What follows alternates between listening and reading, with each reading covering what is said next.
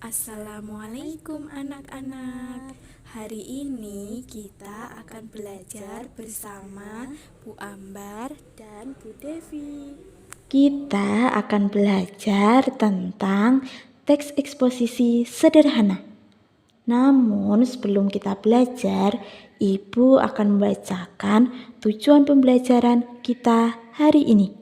Yang pertama ada peserta didik dapat memilih dan menggunakan kata yang sesuai, seperti kata benda, kata kerja, kata sifat, dan kata sambung untuk menyampaikan makna secara jelas dengan tepat. Yang kedua ada peserta didik dapat menggunakan ejaan dan tanda baca seperti huruf kapital, tanda titik, koma, dan tanda tanya dengan tepat dalam penulisan kalimat sederhana. Lalu yang ketiga ada peserta didik dapat mengungkapkan gagasan dan perasaan secara tertulis melalui kalimat sederhana dengan tepat sesuai dengan pengalaman pribadi mereka. Dan yang terakhir ada peserta didik dapat menyusun paragraf pendek yang terdiri dari beberapa kalimat dengan tepat. Apakah kalian tahu apa itu teks eksposisi? Teks eksposisi adalah teks yang berisi penjelasan tentang suatu hal atau peristiwa yang memiliki maksud dan tujuan tertentu. Ada ciri-ciri teks eksposisi.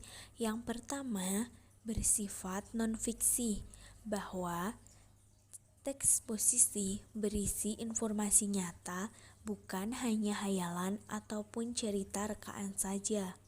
Yang kedua, berisi fakta dan informasi ilmu pengetahuan.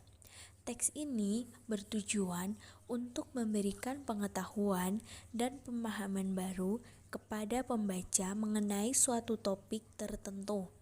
Yang ketiga, ringkas dan jelas. Teks eksposisi ditulis dengan bahasa yang lugas, padat, dan mudah dipahami, sehingga informasi yang disampaikan dapat diterima dengan baik oleh pembaca. Yang keempat, yaitu bersifat mengajak, bahwa teks eksposisi ini menyampaikan informasi dengan alasan yang masuk akal agar pembaca memahami dan menerima pendapat dari penulis. Dalam teks eksposisi ada 4 struktur. Yang pertama ada judul. Judul merupakan bagian pembuka teks eksposisi. Pada bagian ini, pembaca dapat menemukan isu atau topik yang dibahas. Yang kedua ada pernyataan umum. Pernyataan umum disebut juga tesis. Bagian ini berisi pengenalan lebih detail mengenai isu atau topik. Lalu yang ketiga ada pernyataan penjelas. Pernyataan penjelas disebut juga rangkaian argumen. Bagian ini berisi pendapat atau argumen penulis mengenai isu atau topik pada bagian pernyataan umum. Pada bagian ini, pembaca akan menemukan fakta-fakta yang mendukung pendapat atau argumen penulis. Dan yang terakhir ada simpulan. Simpulan disebut juga penegasan ulang. Bagian ini berisi pernyataan, simpulan, argumen-argumen yang disampaikan oleh penulis. Kesimpulan dari pembelajaran kita hari ini yaitu bahwa teks eksposisi adalah teks yang menjelaskan tentang suatu hal atau kejadian dengan tujuan untuk memberikan informasi kepada pembaca. Teks ini berisi fakta atau kenyataan, bukan hanya cerita hayalan saja, sehingga kita bisa belajar banyak dari teks ini.